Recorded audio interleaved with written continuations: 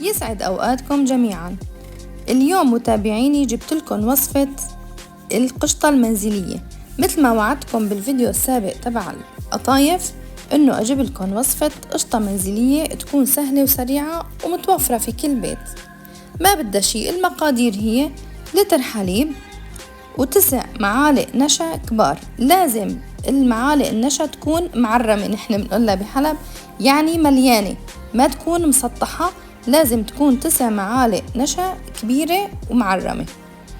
بالإضافة إلى علبة كريمة طبخ فيها 200 ملي، وإذا ما كانت متوفرة عندكم كريمة الطبخ فعادي جدا الصبايا المي متوفرة عندهم فيكن تحطوا لها معلقتين زبدة بيعوضكن عن كريمة الطبخ.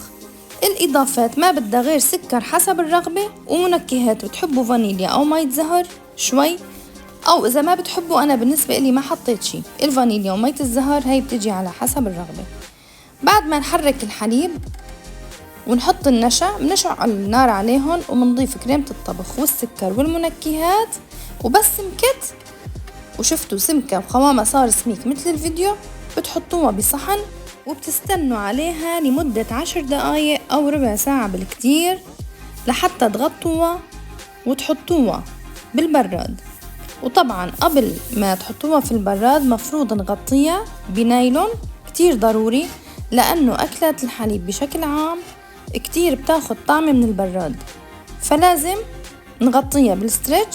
بنحطها في البراد وهي القشطة بتعيش معكم وقت منيح وبتقدروا تستفادوا منها لكل أنواع الحلويات. شايفين سماكتها شلون بالفيديو طالعة؟ لازم تنتظروها لوقت تسمك أثناء الطبخ لحتى يطلع معكم قوامها هيك. عن جد كتير كتير طلعت لذيذة وطيبة وسهلة، يعني ما بدها شي، ومكوناتها متوفرة في كل بيت، وبتقدروا مثل ما قلت لكم تستعملوها لكتير أكلات ولكتير وصفات فيها القشطة المنزلية.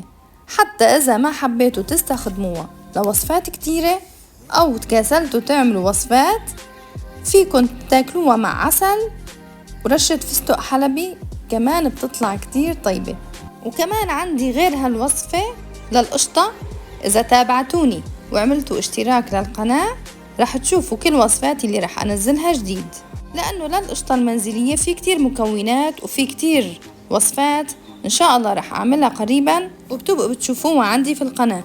مثلا نحن عنا بحلب مثل القشطة هي ولكن اسمها قريشة، وحتى هون بتركيا كمان بيستخدموها مثل عنا بحلب، كمان هديك وصفتها كتير طيبة إن شاء الله بلكي بصورلكن إياها. ولا تنسوا تعملوا لايك أو تعليق لطيف للفيديو وانتظروني بوصفات جديدة.